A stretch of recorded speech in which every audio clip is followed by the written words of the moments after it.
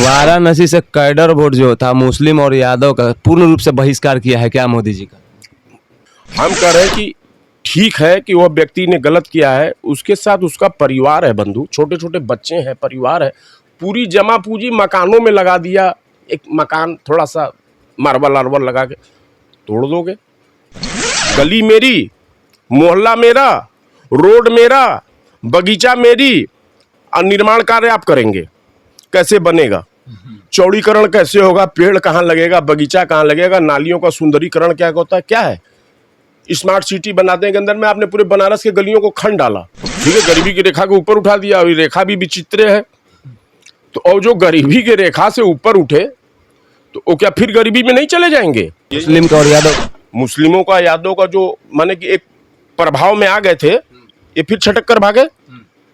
और आपने माफियाओं को खत्म कर दिया, आपने कहा मैं गुंडा राज खत्म कर दूंगा। खत्म खत्म खत्म कैसे? नहीं, आप ये कहना चाहते हैं कि चाहे कोई क्या बोलते हैं द्वैतर संपत्ति, द्वैतर संपत्ति में जिसमें अगर कोई 1.5 साल रह रहा है, किसी के घर 100 साल 200 साल दिए हुए घर में रह रहा है, बशर्ते भले ही उसके पास कागज नहीं। सुप्रीम कोर्ट कहती है कि अवैध संतान का जन्म लेने में इसका कोई दोष नहीं है, उसको भी संपत्ति में बराबर का हक मिलना चाहिए। तो मैं कह रहा हूं कि किसी व्यक्ति को, यार मेरा बात समझे आप, कि जो व्यक्ति है वो किसी भी वर्ग का व्यक्ति है, विशेष करके वो आपका वोटर है, और उसको आप उजाड़ रहे हैं, और उसको कुछ बसाने का प्रबंध होगा, कुछ इंसानियत, कुछ तो मानवता होगी। जो अवैध निर्माण है, जो बेचारे अघोषित हैं, वृंदावन में क्या हो रहा है? वृंदावन का भी तो आप कॉरिडोर बनाने वाले हैं। वहां के वृद्ध जन रो रहे हैं, गा रहे हैं, आपके आंख में दया धर्म नहीं है? वाराणसी, अयोध्या, वृंदावन, ये मथुरा, धार्मिक जितने भी क्षेत्र हैं वो संवेदनशील है। अच्छा, संवेदनशील आप क्यों कह रहे हैं? संवेदनशील इसलिए कह रहा हूं कि ये धार्मिक नगरी है। यहाँ से आप 50 सीटों पर प्रभाव रखते हैं। संस्कृति है यहाँ की, यहाँ का संस्कार और जगह पर प्रभाव छोड़ता है। तो जैसा कि काशी में ही आप देख लें, विकास का एक मान्य होना चाहिए, एक तरीका होना चाहिए कि विकास उस संदर्भ में कैसे होगा या आपके संदर्भ में कैसे होगा। तो कम से कम वहाँ के जनमानस से थोड़ा सा पूछा जाए कि आपकी गलियाँ कैसे बनेंगी, रोड कैसे बनेगा, सड़क कैसे बनेगा, आपका जो भौगोलिक क्षेत्र है, जो आपकी धार्मिकता है, जो आपकी पवित्रता है, जो आपकी स्वच्छता है। तो स्वच्छता जरूरी है, पर पवित्रता आप खा जाएंगे। कोई व्यक्ति स्वच्छ हो और पवित्र न हो, और कोई व्यक्ति पवित्र हो और स्वच्छ न हो। तो इस आधार पर इन शहरों का विकास, ये पवित्र नगरियों का विकास, जैसे कि हम कहते हैं काशी नगरी बाबा विश्वनाथ के त्रिशूले पर बसी है, और वहाँ के सांसद माननीय प्रधानमंत्री जी हैं श्री नरेंद्र मोदी। थोड़ा सा विग्रह कर दीजिए कि विकास स्वच्छ कीजिएगा तो पवित्रता खा जाइएगा। आप इशारा कर रहे हैं पवित्रता खा गई गवर्नमेंट? नहीं, मेरा खाने और पीने पर तो विश्वास है ही है, खाएं भी और पिए भी। और बिना खाए पिए तो नहीं कुछ होगा। और मैं और विस्तार में नहीं जाना चाहता हूँ। मेरा कहना है कि जैसे आप काशी नगरी का मैं एक बात करता हूँ, आप किसी की जमीन है, जमीन कितने प्रकार की है समझाइए। रजिस्टर्ड संपत्ति है, ठीक है, देवोत्तर संपत्ति है, वक्फ बोर्ड की संपत्ति है, नजूल की संपत्ति, नजूल की संपत्ति है, ट्रस्ट की संपत्ति है, राजे रजवाड़े की संपत्ति है, किसी ने दाने कर दिया, और किसी पर आप बैठे हुए हैं 300-400 पीढ़ी से, कागजे पत्तर नहीं है।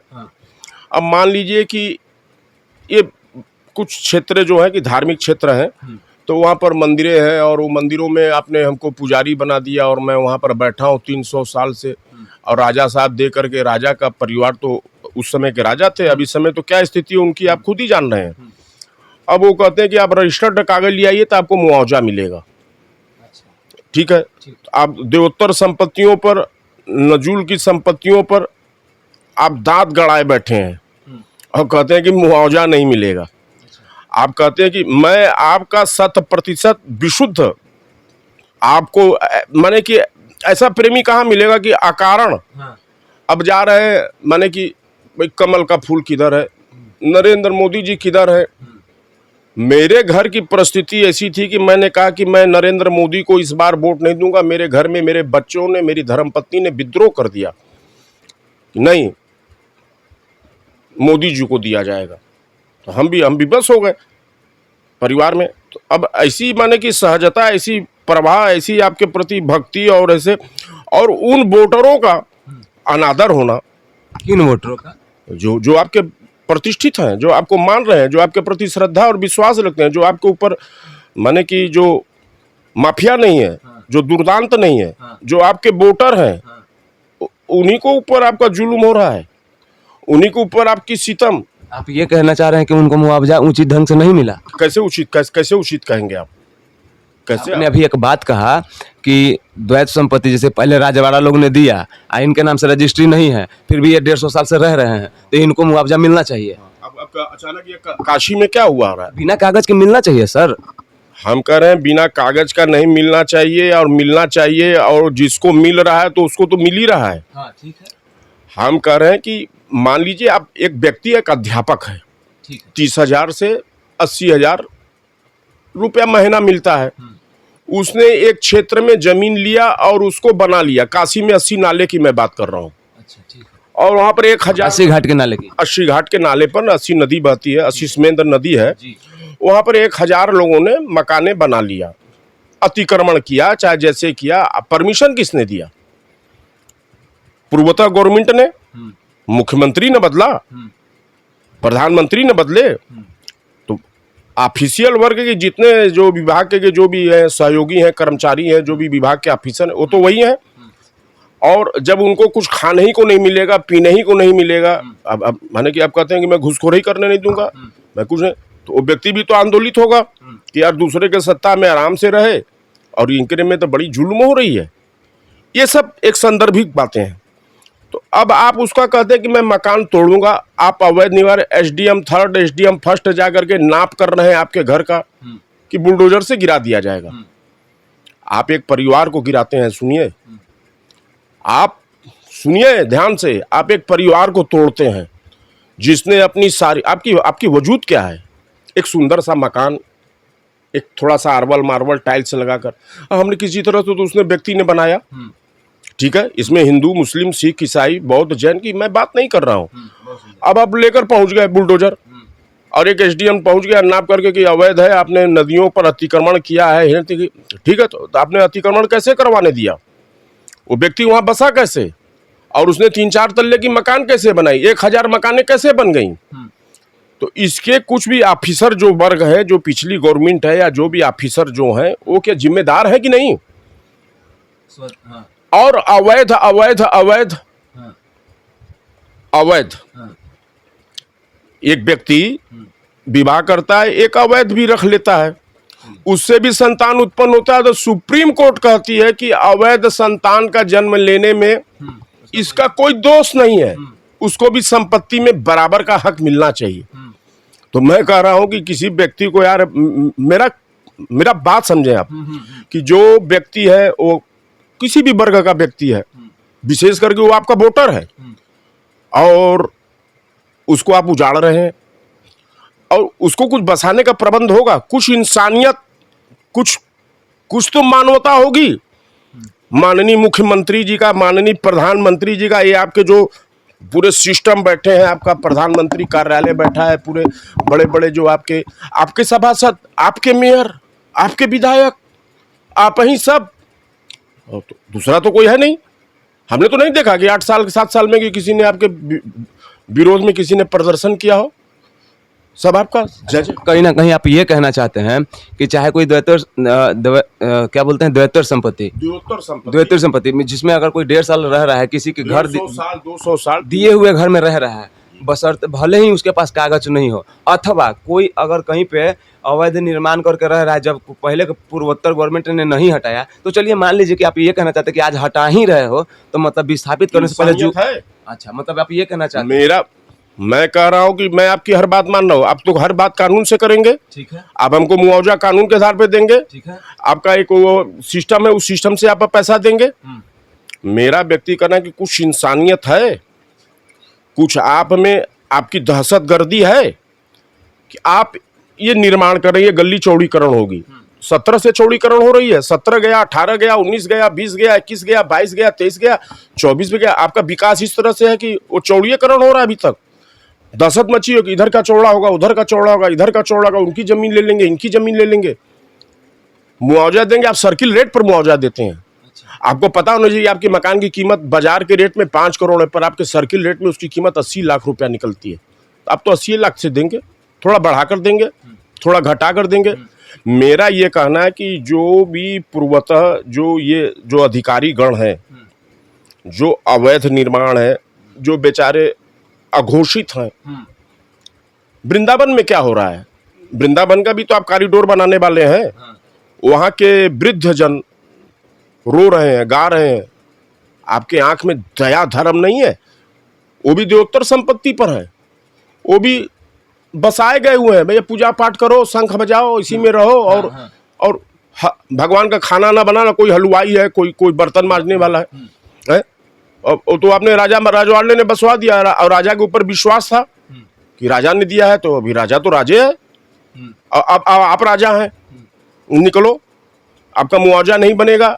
ये आपके अधिकारी जो दुर्व्यवहार कर रहे हैं उस पर आपकी नजर है। अब अभी बनारस में ये दशाश्वमेध पर काशी भवन बना है, मेरे मकान के पीछे में 284 दुकानें बनी है। कितनी दुकानें चल रही हैं? जितने अच्छे दुकान थे अच्छे लोगों को दे दिया गया, माने जिनको आप कह सकते हैं। और अब वो नीचे में दुकान बनाने समय आपने कभी किसी से पूछा, वहाँ के स्थानीय लोगों से या इंजीनियर से? आपके इंजीनियर, गली मेरी, मोहल्ला मेरा, रोड मेरा, बगीचा मेरी, और निर्माण कार्य आप करेंगे, कैसे बनेगा? चौड़ीकरण कैसे होगा? पेड़ कहाँ लगेगा? बगीचा कहाँ लगेगा? नालियों का सुंदरीकरण क्या होता है? क्या है? स्मार्ट सिटी बनाने के अंदर में आपने पूरे बनारस के गलियों को खंड डाला, कोई नहीं बोल रहा है। सभासद है, मेयर है, विधायक है। अब हमारे दक्षिणी में बताइए, दक्षिणी में जो आपका गढ़, हमारा गढ़ है, मैंने नरेंद्र मोदी जी का एक गढ़, वहां से 80,345 वोटर खसक गए। क्यों? हम कह रहे हैं कि आप जो आपके पूर्ण रूप से जो आपके ऊपर विश्वास कर रहा है, जो श्रद्धा कर रहा है, जो भक्ति कर रहा है, जो आप ही को मान रहा है, और हम ये जान रहे हैं वो परिस्थिति बस आपको मान रहा है। हम तो आपके तो परंपरागत और अच्छाई किधर जाएगी? अच्छाई की तरफ। और ये जो तथाकथित माफिया हैं, गुंडे हैं, बदमाश हैं, जो ये लोग बैठे हुए हैं, तो इनकी क्या संगठन नहीं है? इनके पावर नहीं है? और इनको आपने दबा दिया गरीबी की रेखा के नीचे, तो ठीक है, गरीबी की रेखा के ऊपर उठा दिया, और ये रेखा भी विचित्र है। तो और जो गरीबी की रेखा से ऊपर उठे, तो वो क्या फिर गरीबी में नहीं चले जाएंगे अगर उनको समांतर पोषण नहीं मिलेगा, व्यवस्था नहीं मिलेगा? तो मेरा कहना है कि एक अध्यापक है, एक टीचर है, उसने निर्माण कर लिया, आप तोड़ देंगे? जुल्म है ये, जुल्म करोगे मिट जाओगे। सुनो, और अगर हम बोले तो हमारे ऊपर जुल्म होने लगे, पता निकल दूर नहीं, आप बोलिए खुल। तो दो अधिकारी हमारे यहाँ, 2 नोटिस हमारे यहाँ। हम कह रहे हैं कि ठीक है कि वह व्यक्ति ने गलत किया है, उसके साथ उसका परिवार है, बंधु, छोटे छोटे बच्चे हैं, परिवार है, पूरी जमा पूंजी मकानों में लगा दिया। एक मकान थोड़ा सा मार्बल आर्बल लगा के तोड़ दोगे, उसको विस्थापित कीजिए, उसको विस्थापित कीजिए, यहाँ से हटाइए, उसको एक सहूलियत दीजिए, उसको एक आप ऐसा व्यवस्था दीजिए। क्या कहना चाहते हैं, अयोध्या में इस तरह का सहूलियत किसी को नहीं मिला है? किस चीज़ का सहूलियत दे दो तो ये दशा क्यों होती? तो वहाँ पे तो ये भी कहा जाता है कि पुराने जो पंडित जी, पुरोहित जी का हनुमानगढ़ी में दुकान था, या फिर उस तरीके का हनुमानगढ़ी पूरा सवाल ले लीजिए, यहाँ पे बनारस में भी उस तरीके का दुकान होगा, तो ये कहते हैं कि पहले उनको फ्री में रहने का आदत था। माने आप फ्री में खिला रहे हैं तभी तो खा रहा है आदमी। कोर्ट में परिवार, नरेंद्र मोदी भी तो फ्री में अनाज दे रहे हैं, तभी तो हम खा रहे हैं। क्यों दे रहे हैं आप फ्री में? अरविंद केजरीवाल फ्री में नहीं दे रहे हैं। अब फ्री में खिला कौन रहा है? हमको फ्री फंड का ये जो फंडामेंटल हमको जो बनाया जा रहा है फ्री फ्री फ्री करके, ये चुनावी वादे, राजू गांधी क्या खटाखट हम उनका खटाखट जोड़ रहा था बनारस के सभा में, 1 लाख रुपया खटाखट गिरेंगे, और 6 बार कहा खटाखट राहुल गांधी। माननीय राहुल गांधी जी ने कहा, तो ये खटाखट, अब जनता यही सोच रही है कि खटाखट गिरे, और जब हमको खटाखट गिरेगा ही तो हम कहा करें काम करने जाएंगे, खटाखट दो। तो फ्री का जो परियोजना है, फ्री शब्द का मुफ्तखोरी जिसको कहते हैं, उसका आदत भी तो ये तथाकथित पार्टियां लगा रही हैं। अच्छा, दूसरे सवाल में आगे बढ़ने से पहले इसको डिट्टो करके एकदम क्लियर कीजिए कि आप मानते हैं कि जो घर तोड़े गए चौड़ीकरण में जो विकास के दरमियान जो लोग मतलब बेघर हुए हैं, उन्होंने बदला लिया है क्या अयोध्या में? ये ऐसा कैस लगा रहा है? बदला नहीं है, बदला नहीं, ये आक्रोश है, आक्रोश है। और आक्रोश में उन्होंने वोट नहीं दिया। आक्रोश में व्यक्ति अपना ही नुकसान करता है, ध्यान रखिए। अयोध्या हो, चाहे काशी हो, चाहे मथुरा हो, अयोध्या में या कहीं पर भी जहाँ का हो, तो आक्रोशित व्यक्ति जब भी होगा, अब मैं मान लीजिए आपको, मैं बहुत प्रेम करता हूँ आपसे, मैं आक्रोशित हो गया, मैं नुकसान कर बैठा अपना भी और आपका भी नुकसान किया, तो ऐसे एक प्रतिष्ठित, एक महत्वपूर्ण व्यक्ति, अब मैं आक्रोशित होकर, मैं तो अपना, वहाँ के नागरिक खुद ही हतप्रभ होंगे। ऐसा नहीं है कि वो समांतर नहीं है कि अरे वहाँ का मतलब अयोध्या के, थोड़ा सा अयोध्या के, जी जरूर अयोध्या के। काशी में कहाँ पर, आप काशी में आप 4.5 लाख से जीते थे, आप 1.5 लाख पर जीते। हम खुद ही हतप्रभ हैं कि मेरा एक माननीय एक व्यक्ति, एक चरित्रवान व्यक्ति, बहुत से संसदीय चुनाव लड़ने के लिए नरेंद्र मोदी जी को बहुत सी ऑफर है, पर उन्होंने ये गौरव है कि काशी नगरी को चुना। तो हमारा क्या कर्तव्य बनता है कि एक ऐसा स्वच्छ व्यक्ति, ऐसा विश्व का जाना माना नेता हमारे नगर में और संसदीय का प्रतिनिधित्व करे, और ये 4.5 लोग माने, तो हम क्या समझे? अब उनके विपरीत कौन खड़ा है? तो मैं तो यही चाहूंगा कि अगर पक्ष, हम विरोधी नहीं कहते हैं, पक्ष विपक्ष, अगर एक समांतर, एक इज्जतदार, एक प्रतिष्ठित व्यक्ति हमारे संसदीय क्षेत्र से अगर वह ताल ठोकता है, तो मैं विपक्ष से भी अनुरोध करूंगा एक ऐसा ही चरित्रवान व्यक्ति को लाइए। पर यहाँ तो बैलेंसे गड़बड़ है, एक तरफ माननीय, एक तरफ ये महामना, ये जो माननीय तो मोदी जी हो गए, महामना कौन होगा? महामना शब्द का प्रयोग मैंने गलती से कर दिया, मैं अब अजय राय जी चुनाव लड़ रहे हैं। अच्छा। 1 मिनट, तो थोड़ा सा उनका कुंडली देख लीजिए। मेरा कहना है कि ऐसे ही एक चरित्रवान व्यक्ति को खड़ा किया जाए और दोनों व्यक्ति लड़े, और हम डिसाइड करें कि हम आपको वोट देंगे कि इनको वोट देंगे। एक जब वो कहते हैं कि हमने यहाँ पर मैंने कांग्रेसी कोई सभा में या कुछ लोग तो मीटिंग में कह रहा था, तो उन्होंने कहा कि वो भी तो ऐसे किए, वो भी। अगर कुत्ता आपको काट ले, कुत्ता अगर हमको काट ले तो हम क्या करेंगे? हम कुत्ते को दौड़ा कर काटे? ये तो क्रिया प्रतिक्रिया है ना। नहीं, हमारा कहना है कि मेरा काशी नगरी जो सांस्कृतिक क्षेत्र है, संगीत का, साहित्य का, क्या इसमें इतनी गिरावट आ गई कि मैंने एक संस्कृति के एक महापुरुष को 4.5 लाख वोटों से जहां जीता था, तो वहां 1.5 लाख पर हम आ गए। हम इस पर विचार करेंगे, हम इस पर गहनता से सोचेंगे, और मैं पुनः कहता हूं कि हम लोग उस परिक्षेत्र से उस वोटर है कि जो सत्यता के लिए, ईमानदार के लिए, चरित्र के लिए, आचरण के लिए जो जीता है, मरता है नमक रोटी खा के, वह वोटर है आपका। और तू हमारा सुन नहीं रहे हो? वाराणसी से कैडर वोट जो था मुस्लिम और यादव का पूर्ण रूप से बहिष्कार किया है क्या मोदी जी का? बहिष्कार नहीं कर सकते हैं ये बहिष्कार नहीं है, ये बहिष्कृत खुदे हैं। कोई भी समांतर व्यवस्था में एक सम्मानित व्यक्ति का, एक भी कोई सम्मानित व्यक्ति अगर मेरी दुकान पर आ जाए, अगर मैं उसका अनादर करूं, मैं उसके साथ अशिष्टता व्यक्त करूं, तो उसमें उसका सम्मान गिरता है कि मेरा सम्मान गिरता है? ये तो नगर वासियों का सम्मान गिरा, मोदी जी का सम्मान नहीं गिरा। मोदी जी का सम्मान कैसे गिर जाएगा? मोदी जी आज भी पूजनीय, आज भी आएंगे लोग, हर हर महादेव चिल्लाएंगे। वोट न कम भया है, हम फिर बढ़ा देंगे। अरे तुम कोई कौन सा टाइप का वोट कम हुआ है? ये जो जो जो ये मुस्लिम का और यादव का, मुस्लिमों का, यादव का, जो माने कि एक प्रभाव में आ गए थे, ये फिर छटक कर भागे। और आपने माफियाओं को खत्म कर दिया, आपने कहा मैं गुंडा राज खत्म कर दूंगा। खत्म कैसे होता है? जैसे अन्ना हजारे ने कहा कि मैं भ्रष्टाचार को नष्ट कर दूंगा, अरे सृष्टि का एक अंग है अन्ना हजारे साहब, आप भी सुनिए। शिष्टाचार, भ्रष्टाचार, लोकाचार, ये इसको आप 100 पॉइंट से घटाते घटाते 10 पर लाएंगे, 7 पर लाएंगे, 3 पर लाएंगे, 2 पर लाएंगे, पर सृष्टि प्रकृति का है कि वो दशमलव के रूप में स्थित रहेगा। वो खाद पानी पाएगा तो फिर प्रस्फुटित होगा, फिर प्रस्फुटित होगा, और फिर माफिया जाग जाएंगे। उनके गैंग है ये है, उनकी विचारधारा ये है, वो प्रतिरोधी, विरोधी, अवरोधी, ये हाँ, वो फिर प्रस्फुटित हो जाएंगे। उनको मैं अपने उन वोटरों से ही प्रभाव से, उन चरित्रवान, वो जो धार्मिक, वो सांस्कृतिक जो लोग हैं, उनके प्रभाव से वो निस्तेज होते हैं। अच्छाई फैलेगी और तो वो फिर दब जाएंगे। पर अब आपको जो अच्छाई है उसी के ऊपर आपका दबाव है। देवोत्तर संपत्तियों पर आपकी सतर्क निगाह है। कहते हैं कि ये नुजूल खंड है, मैं इसको ले लूंगा, ये फिजूल खंड है। देवोत्तर संपत्ति से यहाँ पे तात्पर्य ये है, स्टूडेंट लोग सुनिए ध्यान से, अंकल ने मुझे बताया है और अभी भी आपको वीडियो में भी बोला, देवोत्तर संपत्ति वैसे संपत्तियों को बोला जाता है कि एक समय में कोई किसी को सेवा भाव करने के लिए दे देता है और ओरिजिनल कागज नहीं देता है, बस उसको दे दिया जाता है कि यहाँ पे रहो, खाओ और पूजा करो। गोपाल जी के नाम से है। अच्छा, हाँ। दुर्गा जी के नाम से है। अच्छा। दुर्गा बाड़ी, काली बाड़ी, गोपाल बाड़ी, ऐसे बहुत सी संपत्तियां हैं ये धार्मिक नगरियों में। हाँ।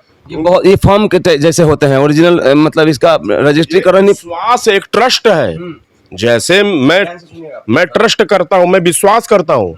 इतना टूटने और बिखरने के बाद, इतना जूते और लात खाने के बाद भी मैं नरेंद्र मोदी के प्रति एक आस्था व्यक्त कर रहा हूं। क्योंकि आपने कभी नहीं कहा कि भाजपा को वोट दीजिए, अब की बार फिर मोदी सरकार। तो एक व्यक्ति का जो प्रभाव है वो मोदी जी को भी समझना चाहिए कि आपका सिंबल कहां तक है। अच्छा, इसको भी, किसी को भी आप दे देंगे वोट, दक्षिणी से किसी को भी आप विधायक बना देंगे, किसी को, मोदी जी के नाम से कोई भी जीत जाएगा। अरे जरा जनता का सर्वे करो कि इस क्षेत्र में, और कोई भी पार्टी आपका करा जाए, हजारों हजार के संख्या में ये दूसरे पार्टी के लोग भाजपा में चले आए। भाजपा में चरित्रवान लोग नहीं है, भाजपा में कार्यकर्ता नहीं है। मैं भाजपा का प्रवक्ता नहीं हूं, मैं अधिवक्ता नहीं हूं, मैं एक आस्था व्यक्त कर रहा हूं कि भाजपा में, किसी भी पार्टी में, उसके जो जमीनी कार्यकर्ता है वो कब उभर के सामने आएंगे। वो भी तो आस लगाए होंगे, यही आस अटके रहो, अली गुलाब के मूल। और ये उधर के पार्टी से आया वो मंत्री बन गया, उधर से पार्टी से आया उसको संसदीय का टिकट मिल गया, वो विधायकी का चुनाव लड़ जा रहा है। अच्छा, एक और नया सवाल है, बताइए अंकल एकदम ताल ठोक के जरा, कि टिकट बांटने में इस बार दिमाग खराब हुआ है क्या मोदी जी का? मेरा कहना है कि जो प्योरिटी है, जो आपकी हमारी विचारधारा, किसी भी पार्टी की एक विचारधारा है, जैसे भाजपा की एक विचारधारा है, उस विचारधारा में ये जो दल बदलू कूद एक सीमा होती होगी दल बदलुओं की आने की, उसमें भी हम कहते हैं। नीतीश जी की तरफ इशारा कर रहे हैं। मैं नीतीश जी का तो बातें नहीं करता हूँ, मैं नीतीश जी, मैं किसी का नाम नहीं लेना चाहता हूँ।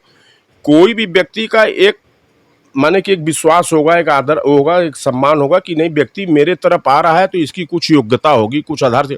ये बराबर कूदते रहते हैं, बंदर से बदतर हालत। कभी बसपा में कूद जाएंगे, और अब इन समय चुनाव पर जैसे लगता है कि भगदड़ मची है, जैसे कोई तेंदुआ आ गया है और वो बंदर एक दूसरे से डाली पर कूद कर अपनी जान में, कोई बसपा में कूद रहा है, कोई सपा में कूद रहा है, कोई भाजपा में कूद रहा है, कोई इधर जा रहा है, कोई उधर जा रहा है, कोई कांग्रेस में जा रहा है, कोई कह रहा है मैं आप, कोई खटाखट, कोई कह रहा है मैं 1 लाख रुपया दूंगा, कोई कह रहा है मैं 2 लाख। और देव कुछ नहीं रहे हो, मार रहे हो, और मार भी किसके रहे हो? माफिया को मारो, गुंडों को मारो, चोरों को मारो, बदमाशों को मारो, मार किसको रहे हो तुम?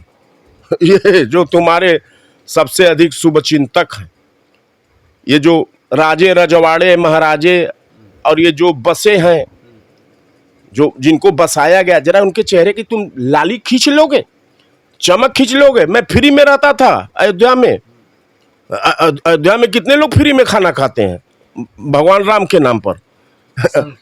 एक मिनट, सबको कौन पार्टी खिला रही है फ्री में? ये व्यवस्था जो है अन्न क्षेत्र की, ये गवर्नमेंट करती है, इसको सरकार से कुछ ग्रांट मिलता है? जनसाधारण की व्यवस्था है, कोई भी जाए कोई भी खाए। रामलला तो कभी नहीं बोले कि हम 3 रुपया किराए पर है कि 13 रुपये पे कि 30,000 पे। आप इस पर प्रश्न चिन्ह लगा करके वहाँ के मूल निवासियों को, जो बाहरी नहीं है, जो मूल निवासी हैं, जो